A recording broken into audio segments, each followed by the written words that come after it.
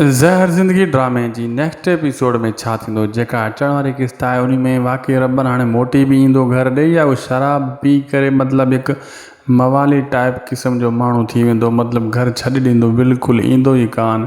ऐं next episode में छा कमाल ख़ान खे ख़बर पइजी वेंदी त रबन ऐं वारिस खे भॼाइण वारो कालू ऐं हैबत हुया, छो त ओठे खे शक इन्हनि जे मथां जा ओठो इहो पकड़ाईंदो इन्हनि खे या ओठो पंहिंजे मथां वज़न खणंदो। छा सूमर वाक़ई नेक्स्ट एपिसोड में वारिस जा ॿार अगवा करे वेंदो, यानी उनजो चाचो उनजी घरवारी खे मतिलबु क़ैद करे छॾींदो। सूमर इहो क़दम खणंदो ओठे जे चवण ते, छो त ओठे जा सड़िया सावा ई कान थिया आहिनि अॼुकल्ह। ऐं मीरा हाणे परेशान आहे त सचाई साम्हूं कीअं आणे। ऐं मीरा छा वाक़ई वञी करे कमाल खान जो सिर खणंदी, छो त उनखे ख़बर आहे जेसिताईं कमाल न मरंदो तेसीं ताईं जेको आहे मुंहं जो रस्तो साफ़ न थींदो।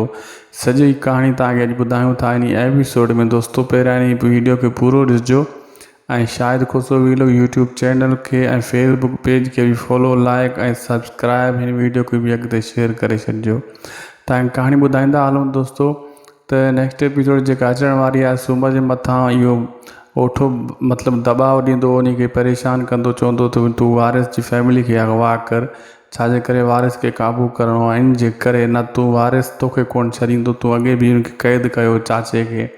सूमर वरी इन जे दबाव में अची वेंदो आहे ऐं ओठ जी ॻाल्हि मञी वेंदो आहे।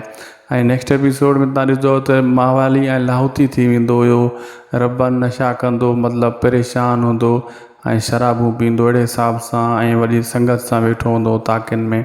घर कान मोटंदो, फ़िलहालु उॾाई हूंदो ऐं मीरा घर परेशान हूंदी। मीरा इहो अहद कंदी त कमाल ख़ान खे आऊं मारींदुसि, इहो अहद करे छॾींदी। इहा हुई अॻे एपिसोड जी अपडेट। मिलंदासीं नेक्स्ट वीडियो में। ख़ुदा हाफ़िज़।